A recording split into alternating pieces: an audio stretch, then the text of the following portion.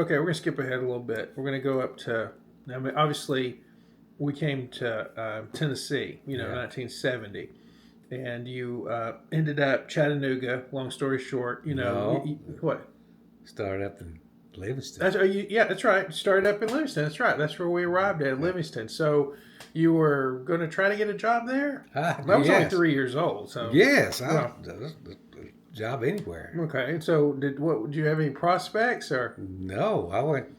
I mean, I literally went business to business. I didn't even want to see if I could be a fry cook or a dishwasher, anything. Well, I mean, you went from racism in Texas being a Mexican down to the South. I mean, what did you expect? well, well, it really wasn't that bad. How many Mexicans do you think were in Livingston? Probably none. Okay. So, I never thought about that. But man, like I was a high school graduate. I should be able to get a well, job. yeah, I of could course. type. I Yeah. could, There you go. So you go down there. You couldn't find a job, and so how did it work out that Chattanooga come about? Well, Barbara. Yeah, mom's brother, Yeah. Roy. Yeah, Roy. He lived in Chattanooga. We thought, well, we'll go down there and see if I can find a job down there. So, and we could stay with him. Well, I was lucky, and I come down here and I found a job. Well, that's what we're getting into. Okay. What was the job? Well, of course, it was strange. Of course, when we moved down here, got here, it looked like I went back in time 50 years. It was a culture shock because other than us and the black family that lived down the road, there wasn't any real poor people. Yeah. I could not believe especially in the rural counties, like Marion County, Grundy County, all the poor people that I saw. I thought, this is amazing. But too, it was a shock. I went because I was a welder. Yeah. So I went around looking for a welding job. And of course, what hit me most of all was that I was making $4 an hour or more in Garland at the plant, and the most I learned that I could make as a welder here was $2.50. My goodness. So that was a big shock. So I got a job working at this place called Stardust Cruisers. They made boats, and I was a welder.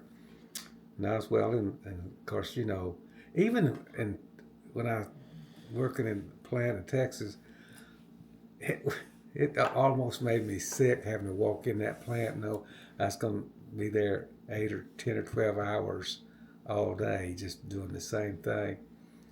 So I was working at Stardust Cruisers, and your Uncle Roy, he was working for a monument company called Kamali Memorials down here on Broad Street.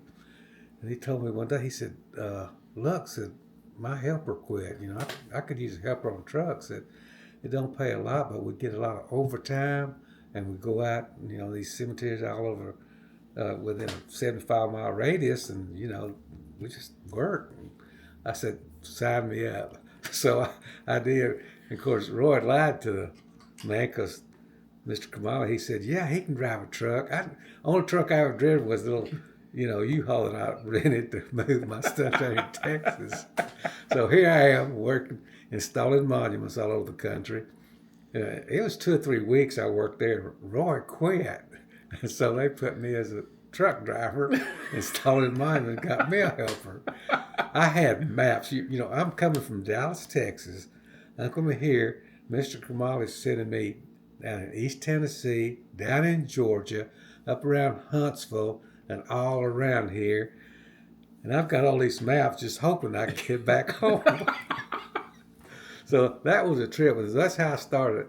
I started as a helper on a monument truck installing monuments. Well, I thought as a kid, it was the coolest place in the world because you always went in early in the summer. I was like 7 years old, you'd let me come in. But did you? I mean, the thing about you is that it's odd because people always talk about not liking their job or do whatever, and I think I got this from you. You do whatever you got to do. But did you, compared to you had been a welder, obviously, then you come here and you start doing that. How did you like the work? Gosh, it'd be going into plant every day, staying there because we get to go out and around, and it was just exciting there. It was hard. It was either too cold or too hot, very seldom that it was just right. Yeah. But it was hard, but it was paying the bills. Well, I don't think that you and I could talk all day long about setting monuments and all that's involved. I mean, obviously, you went on, which, people that knew, you went on. Kamali's went out of business in '85. You started Rico Monuments in '86. It still goes to this day. And of course, we know the business, which is try to explain people going out and set monuments. I don't think you could ever relay that. Yeah. But let's go back to Kamali's. One of the reasons I brought it up, the main reason is that this was a life changer because right down the road was Lee Pharmacy. Yeah. Went down to Lee Pharmacy. I'd always go back then. You would let me come and go. Mom would have flipped out to know that even walking from the shop to Lee Pharmacy by myself. But so you go to Lee Pharmacy. Do you remember the first time you went to Lee Pharmacy? No, well, I guess. Did you know somebody before you went there, or Because see, they had a little fountain there for you get sandwiches and stuff, and we'd go by there, and some of the guys they'd say, that worked in the shop said, "Hey, can you go there?" We had a foreman there that was addicted to this nasal spray. He'd say, "Can you go get me this?" Yeah, because he'd go around put that stuff up his nose. And I'd go down there and then find out they had made sandwiches and they had a fountain. So we'd go down and get something to eat every once in a while. Yeah. So you go down there, and then I mean the reason this changed our lives really, if you really want to think about it, Jim Lois Lee, owned the pharmacy, and that if you remember correctly, when Mom was sick, she worked the fountain some. Yeah. And then when she was sick, Lois would come and get me as 11 years old, and I was working behind the fountain, doing the stuff. But so you go down there, and so was it meeting John Cupp that changed? As far as, before this, you're not going to church, right? You're not, you never wear, because you're Mexican, you never wear Catholic or anything of the sort. So meeting John Cupp, how did it even come about that I couldn't imagine, because obviously, for the most part, I grew up going to church. How did you go from it not being any kind of, church or anything, not being a thing in your life, to meeting John Cupp, and why did that make a difference? Well, I wasn't so much John Cupp. Again, I was a reprobate, and I start going there and got to like the people, and the lady, one of the young ladies that worked there, Doris, Kenneth, got to know them, and they I like to go up there and see them, and then the Lees, and then because I was, like I said, I wasn't brought up in the church. The only time I went to church when I was little was when there was a church close by. I'd like to go to the Sunday school in this Baptist church because I always had goodies and everything. Yeah. And so I'd go there, and somebody would come and pick us up. Just a few times. I bet I didn't go to church, gosh, a dozen times when I was, just a young person. Yeah. But and then some in junior high. So I wasn't brought up in any kind of Christian church or upbringing. My parents, they couldn't communicate. They were good people. They weren't church going. They didn't go in. My mother at that time was Catholic, and I'd see her count her beads, in her prayers, stuff like that. Yeah. So I started hanging at the pharmacy, and I'd come in there, and like sometimes in the afternoon I'd had a few adult beverages back then. You go to lose. Yeah.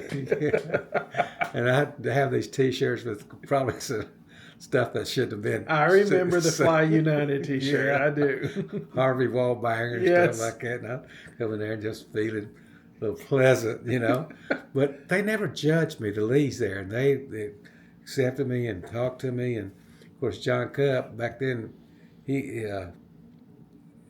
was... He was a preacher at St. Well, no, not yet, though. He wasn't yet? Well, he was a preacher, but he wasn't. But he kind of worked the drug. Right, he's a whatever. Yeah. Drug enforcement officer or something. Go around and talk to students about the dangers of drugs. Uh-huh. Well, he come find out that I knew this guy that worked the fire department that had been caught selling drugs out of the fire hall. And he kept saying, "I know you." I said, "I'm going to get you. We'll have you in jail for long." And it was kind of jokingly, because I already been to the pharmacy for a while now, got to know me. And then one day they said, "Hey, look," said John's going to. The leads were members of the Cinnamon Church of Christ. They said, "Hey, John is fixed to start preaching at our congregation. Why don't you come and listen to him?" Wow. Wow.